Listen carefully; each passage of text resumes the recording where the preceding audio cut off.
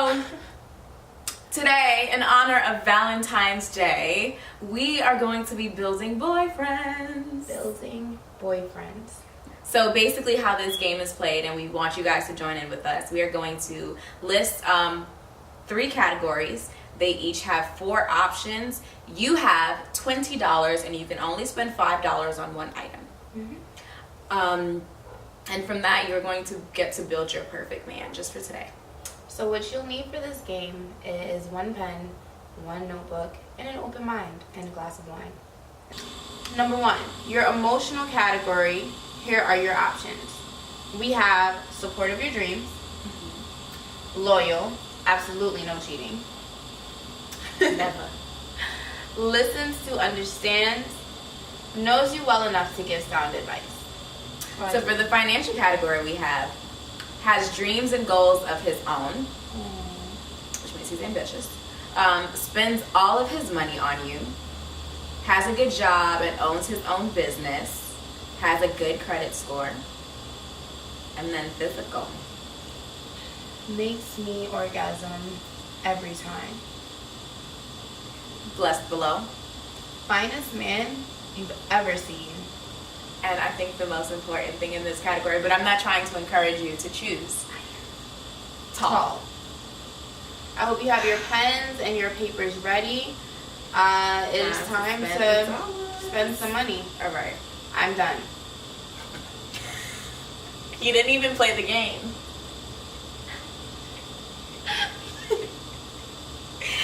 All right, give me the categories. You're so annoying.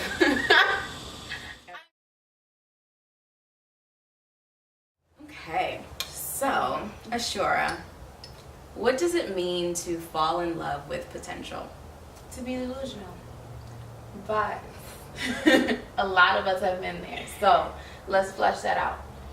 So fall in love with potential is to fall in love with who a person could possibly be one day, and sometimes who you think a person could possibly be one day. And it's important to separate those two things.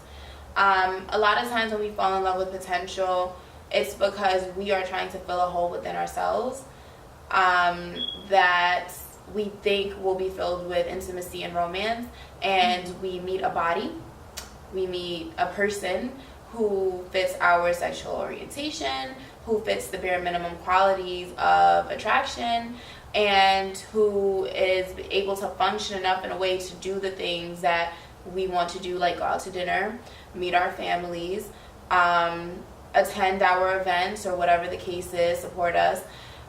And sometimes that person is a walking red flag. They are nothing like what you need to completely feel fulfilled. And I'm drinking a little bit much.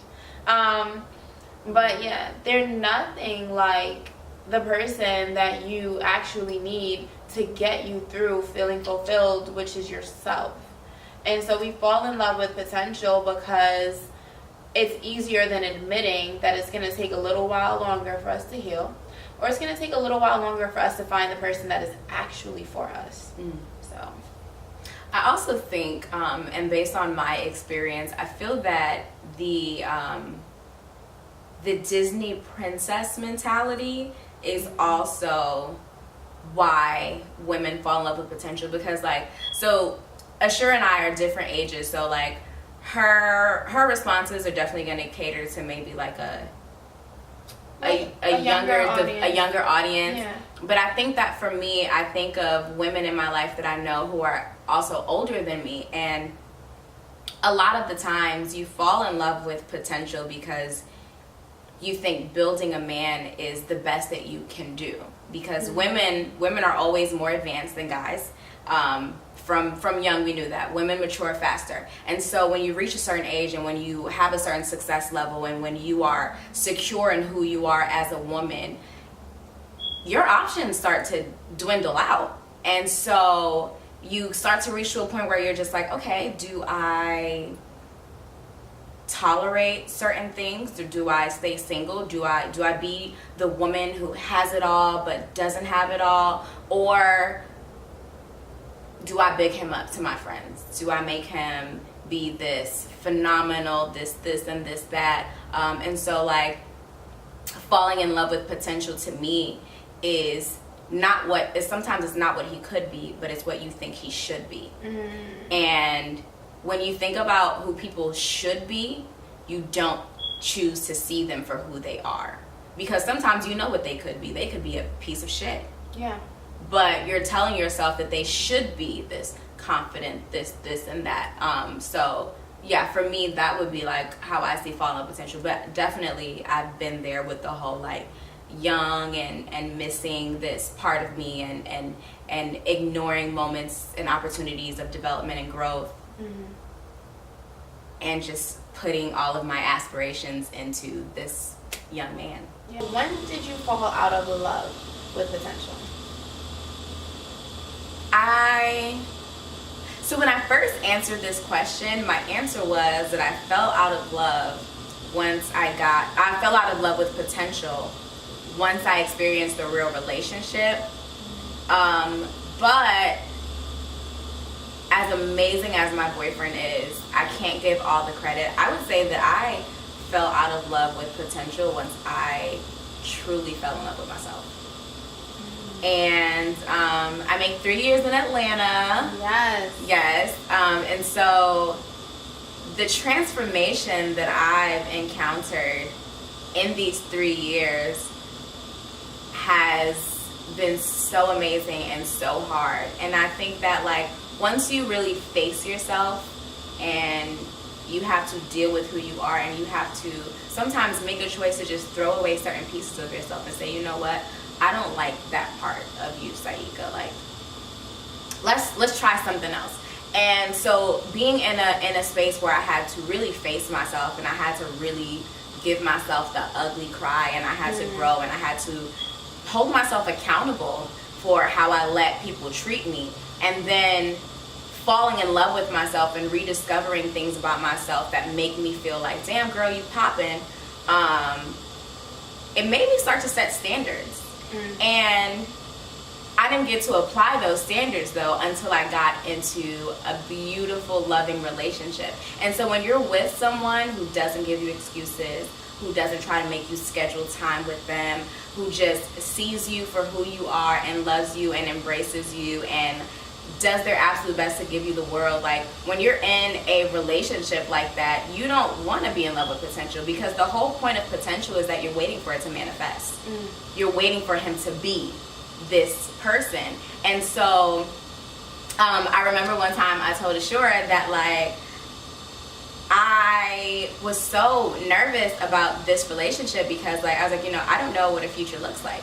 And so the reason why I didn't know what a future looks like is because the entire time before that I have been in relationships, I've been waiting for the relationship to start. Like, so it was always easy to fantasize about, oh my God, yes, and then one day he's going to buy me flowers, and he's going to give me the world, and he's going to be nice to me. Yes, be nice to me is a thing.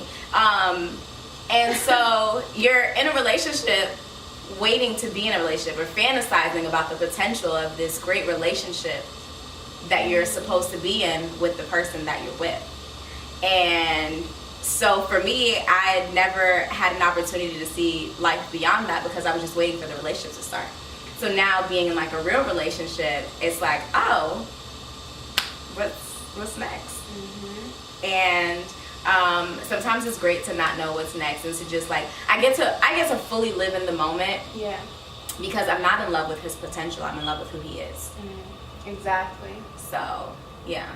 So I guess, yeah, falling in love with myself and then getting in a real relationship really altered my perspective and, like, set some really high standards. So this is the point of the show where the wine hits, and we are about to get a little deep. The perspective that I'm going to give you is a perspective that we're trying to avoid you from experiencing by sharing these things with you. So while Saika's experience falling out of love with potential was falling in love with herself, which is beautiful and the way that it should go, my experience was when reality hits. And what happens in that moment is when you are falling in love with the potential with potential, or who a man could possibly be, or who he should be because of what type of woman you think you are. Mm-hmm. And then reality hits. Reality being, you know, whatever things he's doing outside of this universe that you've created in your head as to what is going on between the two of you. It becomes a pain that I would not wish on my worst enemy, because now everything hits you at once where it's like, oh, and the time that was going on, that's what was really going on. And the time that I let that slide, that's why he did such and such and such. Mm-hmm. And the time that, you know, so then everything becomes this effect where at the end of all these heavy emotions, you have no one to be upset at but yourself.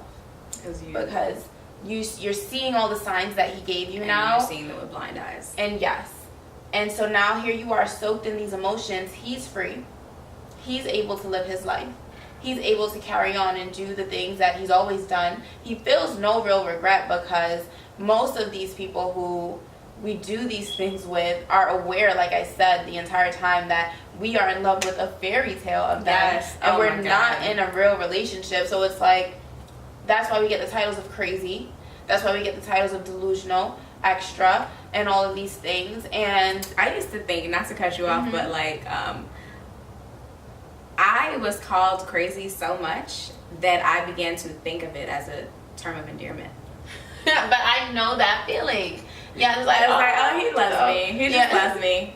He's just getting me. He just know. Yeah. When it really is no. Like they're calling us out. Like they're saying, no, you're really crazy. Because you're pretty as hell, so I'm gonna stay here. Yeah. Like you cook real good. Like, you know what I'm saying? Whatever perks that we're offering into their lives, but it's like, nah, like this shit is really crazy. It's really a problem. And so I say that to say, you don't want to be in a one-sided relationship. And you don't want to, you definitely not only don't want to be in one, you don't want to be at the end of a one-sided breakup. Oh my God. They gonna be sitting down like, okay. I need to leave Daquan. Why you gotta be Daquan? Because it's always a Daquan. It is always a Daquan. You have to, that's what you should be watching out for. Daquan. Daquans. Okay. So,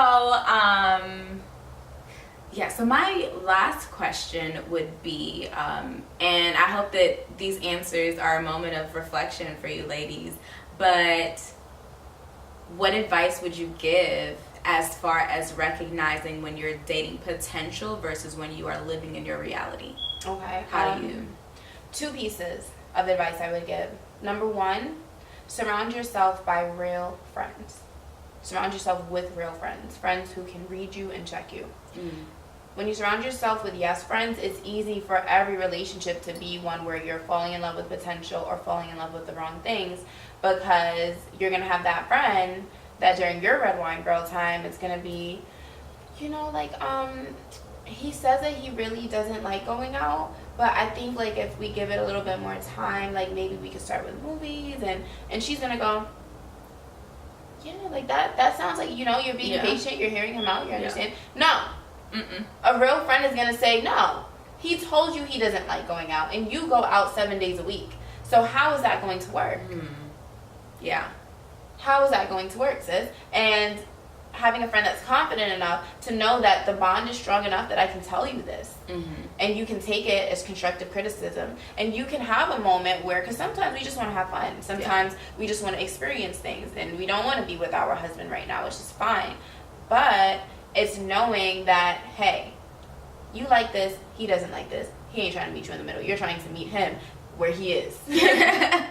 That's so you trying to go all the way. You're trying to go all the way. Yeah. So that's number 1, having real friends who really get you. And that's why I didn't choose I want someone who understands me enough to give sound advice, because that's why I have this. That's why we have friends. That's why we have red wine girl time. Exactly. The second thing, the warning signs that I would look out for is when you are uncomfortable saying what you're uncomfortable with.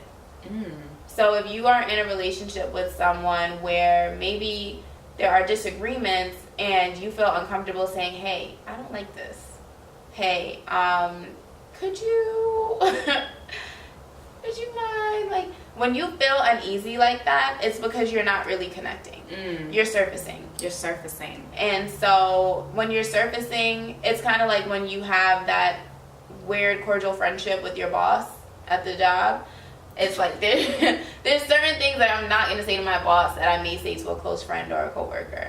And so you don't want to be surfacing like that with someone that you're intimate with, because that means you're not really getting to know them and they don't really know you, and there will never be a clear way for communication. So okay, those would be mine. For me, I would say the advice that I would give first and foremost is to stop handing out your resume.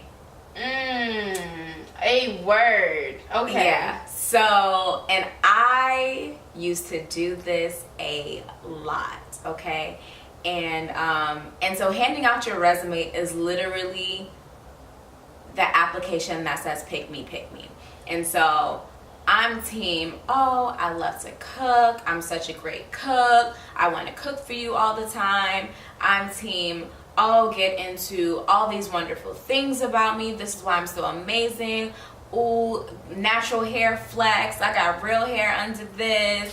I'm so creative. I'm so this and I'm so that. And do you know how they used to tell you, like, oh, don't be a wife before you... Don't do wifey shit. Don't do wifey shit or don't be a wife to a boyfriend. Yeah. It's kind of like that, but on a lower level. Don't be a girlfriend to a friend. I had to block some people. Okay, go ahead. Don't be a girlfriend to a friend. Don't call me no more. You know. I have been in a long-term relationship I've been in a long-term relationship with a friend, and then you realize that they're not even a good friend to you. No, this is like the best advice that somebody be saying this. I think it's you. Are you okay? Carry on. So much life. So sidebar, what I love is that we do not plan, we just talk. Oh yeah. So this is real life, but yeah, that's how I feel. So and then my second advice would be to spend more time with yourself and learn new hobbies, because honestly, the more poppin' you feel, the less you tolerate. Oh yes. And that's not just with boys, that's also with girls, that's also with our friends. The more poppin' you feel, the less you will tolerate, because you know that there is better out there. And if there isn't, you are so in love with yourself and you have such a great time with yourself. Ashura is in love with herself. She cracked herself up. So the more time that you spend with yourself, discovering new things, take yourself out on dates. I definitely will be doing an episode on that, how to court yourself. The less you'll tolerate. Because it's like, you do what to me? Absolutely not. Because then and then at that point, I don't, what's potential? Because what are you doing right now? Yeah. Oh, you're not giving me anything. You have nothing to offer him?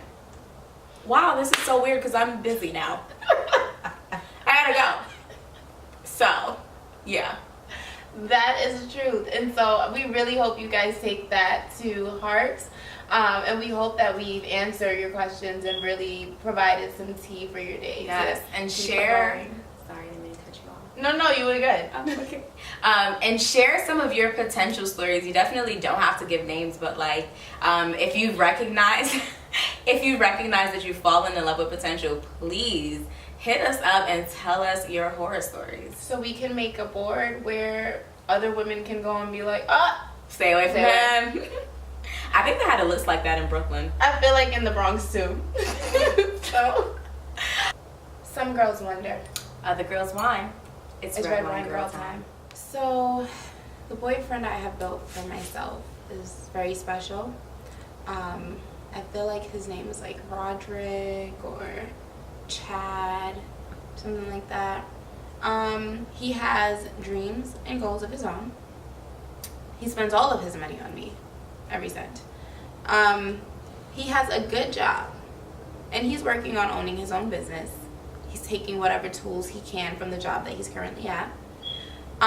His credit score is amazing. I kind of feel strange sharing that with you because that's none of your business, and I don't want you looking at him. And he makes me orgasm every single time. So Roderick, for me, is the type of man that is a go-getter.